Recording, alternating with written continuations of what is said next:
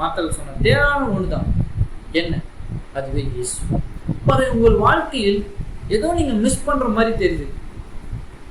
நான் ஏதோ மிஸ் பண்றேன், ஏதோ திருப்தி இல்லை, ஏதோ ஒரு வாழ்க்கை ஏதோ வாழ்ந்துட்டு மாதிரி இருக்கு, எந்த விதமான ஒரு சந்தோஷம் இல்லை, திருப்தி இல்லாதனா சொல்றேன். நீங்க ஏதோ மிஸ் பண்றீங்கன்னு நீங்க நினைக்கிறீங்கன்னா அது வேற யாரும் இல்லை, இயேசு.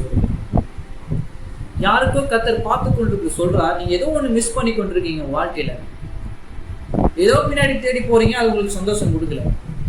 எடுத்த பிசினஸ் அந்த அளவுக்கு சாட்டிஸ்பேக்ஷனா இல்லை, எடுத்த ஜாப் பெருசா திருப்தி தர மாட்டேங்குது, என்னுடைய தேவையை செஞ்சுக்குது, ஆனா என்னுடைய இதயத்தை மாத்தல. அப்போ உங்களுக்கு தேவையானது ஒன்று என்னன்னா இயேசு.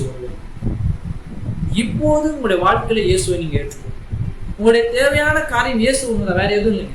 பணம், பேர், புகழ், அந்தஸ்து எவ்வளவு சம்பாதிச்சு எவ்வளவு குவிச்சாலும் அது ஒன்றுமே நமக்கு சந்தோஷத்தையும் திருப்தி தராது. எப்படின்னா இயேசு இருக்கிற மாதிரி ஒரு திருப்தி தரவே தராது. அதை உணர்ந்து சொல்றேன்.